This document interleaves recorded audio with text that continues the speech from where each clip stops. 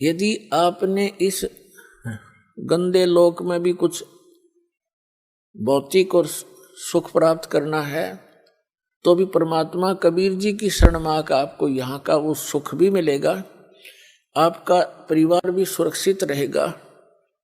लेकिन इसमें सबसे प्रथम मर्यादा बताई है परमात्मा ने।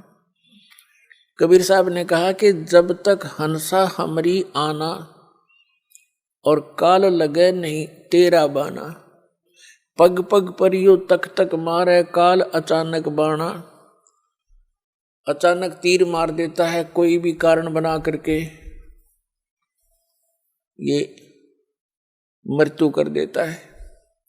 कबीर साहब कहते हैं जब तक हंस मेरी मर्यादा में रहेगा, इस नाम का निरंतर स्मरण करता रहेगा, सतनाम का, उस पे काल का अटैक नहीं हो सकता। तो पहले तो आपने ये भी देखना पड़ेगा कि जिन बच्चों को आप अपना मानते हो, आपका इनमें मोह ममता है, तो इनकी सुरक्षा के लिए भी परमेश्वर कबीर जी की शरण की आपको आवश्यकता है। अभी तक तो उस परमात्मा की इस यथार्थ भक्ति का कोई जानकार नहीं था, अब इस दास को भेज दिया है, अब इसका लाभ उठा लो।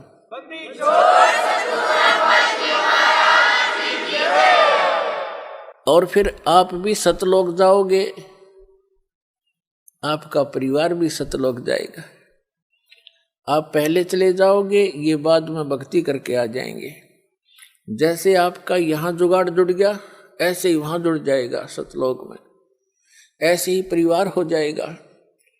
फिर वो परिवार आपका ऐसा ही प्रिय होगा और वहाँ कोई दुर्बुद्धि नहीं, कोई विकारी प्राणी नहीं, वहाँ किसी चीज का अभाव नहीं,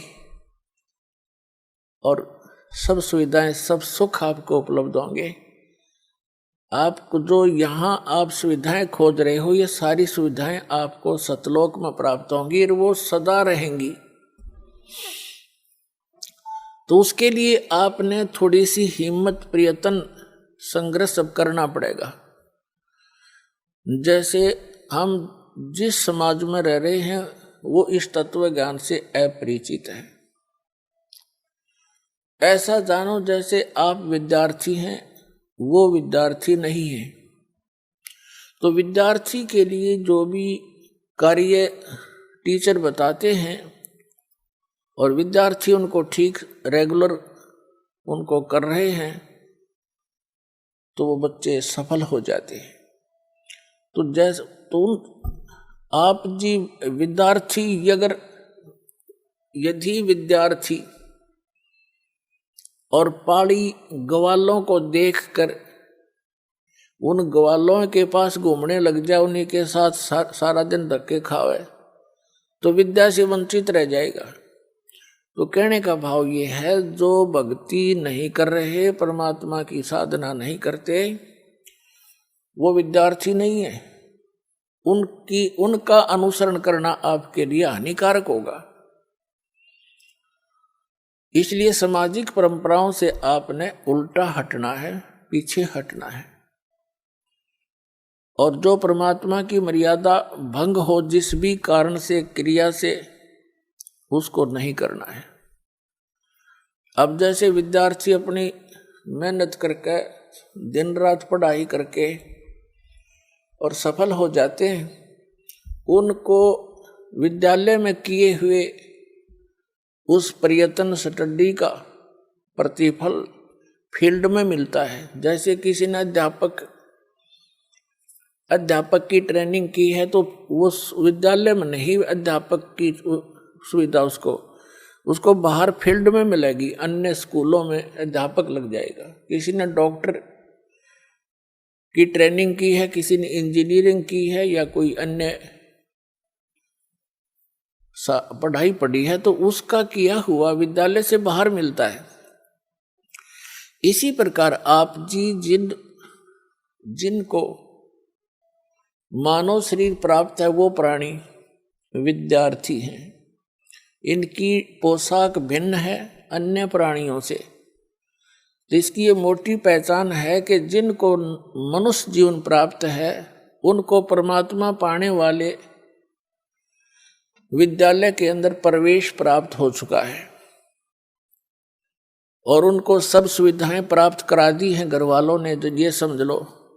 और वो बच्चे फिर अपना उद्देश्य भूलकर सांग सिनेमा देखते हैं, शराब पीते हैं, कोठी बंगले बनाने में अपना जीवन नाश करते हैं, तो विद्यार्थी ठीक नहीं, वो महामूर्ख व्यक्ति हैं। इस ज्ञान से आपको ज्ञान होगा, विश्वास होगा कि क्या बताते हैं परमात्मा,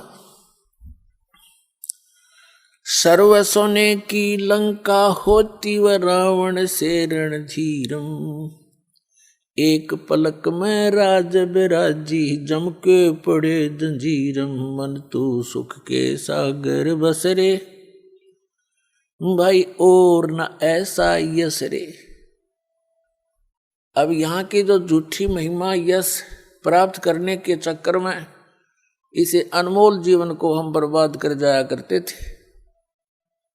अब इस ज्ञान की रोशनी में हम यह ठोकर खाएंगे नहीं। ज्ञान इसलिए दिया जाता है कि भटक ना जावें और भटके हुए ठीक ठिकाने आ जावें।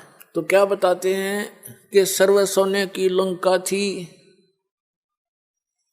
रावण से रणधीरम, एक पलक में राज विराजी, यानी राज्य से विहीन हो गए एक पल में, और फिर यम के पड़े जंजीरम, यम के दूत जकड़ के ले गए उसको, रावण को।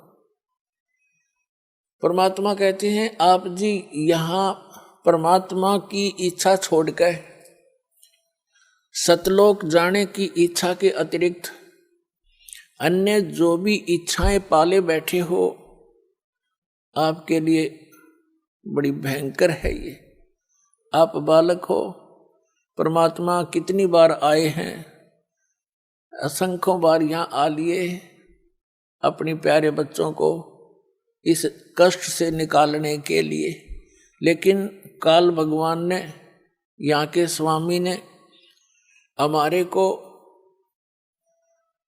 इस झूठे सुख की भांग प्या रखी है। इस भांग के नशे में हम परमात्मा को ना पहचान पाते हैं, ना अपने कष्टों को कष्ट जान पाते हैं। इस तत्व ज्ञान की रोशनी से यह भांग उतरेगी और ये नशा आपका कम हो जाएगा, रात को भी निद्रा आनी बंद हो जाएगी। परमात्मा की ये जो ज्ञान है, परमात्मा की महिमा आपको रह रह कर याद आओगी। जैसे किसी को टेंशन हो जाती है तो एक दिन आपकी ऐसी स्थिति हो जाएगी, कबीर साहब कहते हैं कि जैसे पर घर पावना रह उठाए चित, एक समय आपकी ऐसी स्थिति आवेगी जैसे आप जी किसी दूसरे कहीं चले गए, किसी रिलेटिव के यहाँ रिश्तेदारी में, और वहाँ आपको प्रार्थना कर देते हैं कि आज रुक जाओ, आप रुक गए, लेकिन आपको ये पता है कि यहाँ मैं ज्यादा समय का नहीं हूं, और अगले दिन आप चलने की तैयारी करते हो, उस दिन भी आपसे प्रार्थना कर लेते हैं कि आज जो रुक जाओ। अधिक प्रार्थना से आप रुक अवश्य जाते हो, लेकिन आपका मन आपके घर पे पड़ा होता है कि वो करना था, ऐसे करना था, ऐसे करना था। तो परमात्मा कहते हैं जब आपको यथार्थ ज्ञान हो जाएगा, आपका यहां से मन उठ जाएगा। जैसे पर घर पावना, दूसरे के घर में मेहमान, रह उठाए चत। इस दास आपको उस कबीर गॉड गिवन ज्ञान से इतना परिपक्व करना चाहता हूं कि आपकी आस्था उस सतलोक में दृढ़ हो जा, और जहां आशा ता बासा होई, मन कर्म वचन सुमरियो सोई। पुण्यात्मा, हमने जो भी ज्ञान मिला उसके आधार से हमने उसकी आस्था की।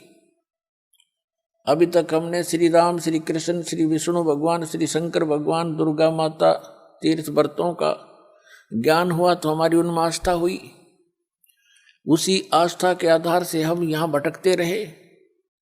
अब आपकी श्रद्धा, आपकी आस्था उस सतलोक में दृढ़ करनी है, और दृढ़ ज्ञान से होगी, मुक्ति इस नाम से होगी जो दास आपको देगा।